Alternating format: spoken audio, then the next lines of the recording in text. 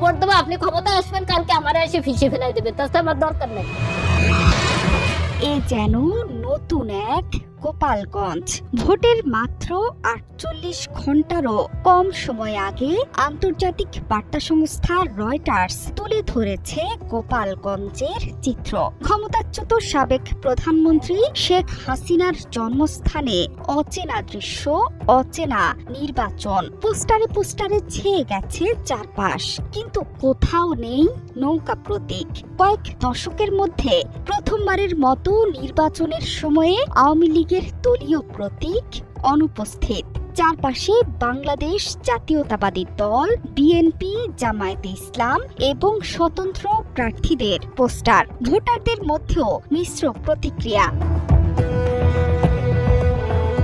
দীর্ঘদিন ধরে আওয়ামী লীগের সবচেয়ে শক্তিশালী ঘাঁটি হিসেবে বিবেচিত ছিল গোপালগঞ্জ জেলা। এই জেলাতেই জন্মগ্রহণ করেছেন দীর্ঘদিন ধরে বাংলাদেশের প্রধানমন্ত্রীর আসনে বসে থাকা শেখ হাসিনা এবং তার পিতা শেখ মুজিবুর রহমান। এই টুঙ্গি পাড়াতেই তার সমাধিস্থল। ২০২৪ সাল পর্যন্ত টানা ১৫ বছরের বেশি সময় ধরে দেশ শাসন করেছেন শেখ হাসিনা। তার সময়ে বিরোধী দলের প্রার্থীরা হয় নির্বাচন বর্জন করেছেন, নয়তো গণগ্রেপ্তারে জেল খেটেছেন। কিন্তু ২০২৪ সালের আগস্টে এক রক্তক্ষয়ী গণ অভ্যুত্থানে ফ্যাসিস্ট তকমা নিয়ে প্রতিবেশী দেশ ভারতে পালিয়ে যান শেখ হাসিনা। এরপর দায়িত্ব নিয়ে আওয়ামী লীগের কার্যক্রমকে সাময়িকভাবে নিষিদ্ধ করে অন্তর্বর্তীকালীন সরকার। ২৪-এর গণ অভ্যুত্থানে কঠোর দমন পীড়নের নির্দেশদাতা হিসেবে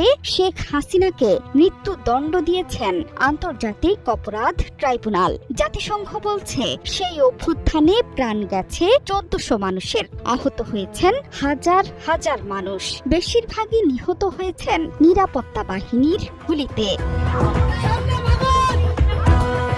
নির্বাচন প্রসঙ্গে অবশ্য গত অক্টোবরে ১২ ফেব্রুয়ারির নির্বাচন নিয়ে ইমেইল বার্তায় রয়টার্সকে ক্ষমতাচ্যুত শেখ হাসিনা বলেছেন, আওয়ামী লীগের অনুপস্থিতির ফলে দলটির লাখ লাখ সমর্থক ভোট বর্জন করবে। বাস্তবে আসলে কি বলছেন গোপালগঞ্জের সাধারণ ভোটাররা?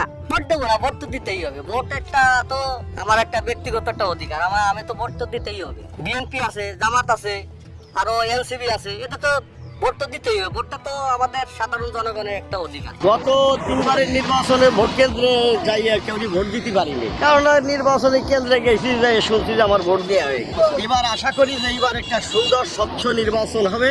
তবে কেউ কেউ বলছেন, আপনারা আজকে ভোট দেবো, আপনি ক্ষমতা আসবেন, কালকে আমার এসে ফিসে ফেলাই দেবে, তাতে আমার দরকার নেই। আওয়ামী লীগ ছাড়া এই নির্বাচনে সাধারণ নাগরিকদের ভোটদান প্রসঙ্গে অস্ট্রেলিয়া ভিত্তিক বাংলাদেশ বিশেষজ্ঞ টমাস কিন বলছেন, a boycott from Awami League, more of a boycott from Awami League supporters. কিছু এলাকা যেগুলোকে আমরা আওয়ামী লীগের শক্ত ঘাঁটি বলতে পারি, সেখানে আওয়ামী লীগ সমর্থকদের ভোট বয়কটের সংখ্যা বেশি। কিন্তু অন্যান্য এলাকায় যেসব স্থানে আওয়ামী লীগ কম শক্তিশালী, সেখানকার অনেকে বিএনপি, জামাত অথবা অন্যান্য দলকে ভোট দেবেন। So I think it will be quite localized. Communication and research foundation এবং Bangladesh election and public opinion স্টাডিজের জরিপে দেখা গেছে, আগে আওয়ামী লীগ করত এমন সমর্থকদের মধ্যে এখন অর্ধেকই বিএনপিকে পছন্দ করেন। এতে এমন ইঙ্গিত পাওয়া যাচ্ছে যে আওয়ামী লীগ সমর্থকরা দল থেকে নিজেদের সমর্থন